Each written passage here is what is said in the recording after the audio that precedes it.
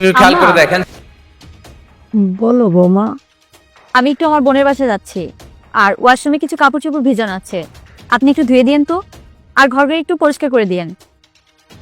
বৌমা, মা বলছিলাম আমার শরীরটা তো ভালো না, আমি কি কাপড়গুলো ধুইতে পারবো?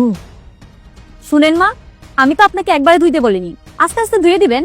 আর এতটুকু কাজ যদি করতে না পারেন তাহলে কি করে খাবেন? না না বৌমা, তুমি চলে যাও, আমি করে রাখবো। ঠিক আছে।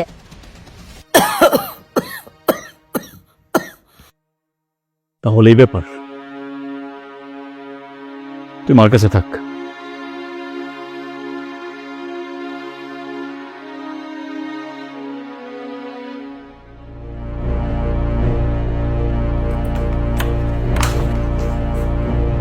আই কই গেছিলি তুই?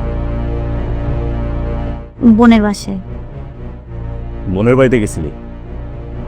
আমার মারে কাপড় দিতে বলছিস তুই? কই না তো। তাহলে কি আমার মা মিথ্যা বলতেছে?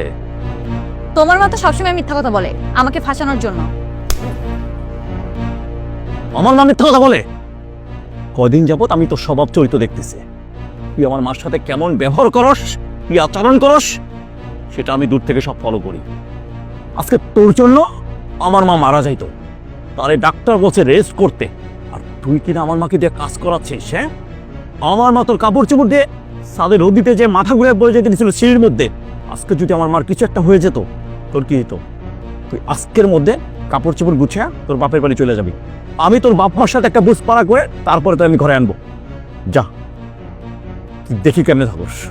তুমি আমাকে মাফ করে দাও, আমি মায়ের সাথে আর বিয়াদবি করব না। মনে থাকবে তো? হ্যাঁ, ওঠ ওঠ, যা আমার মার কাছে ক্ষমা চা, যা। ঠিক আছে।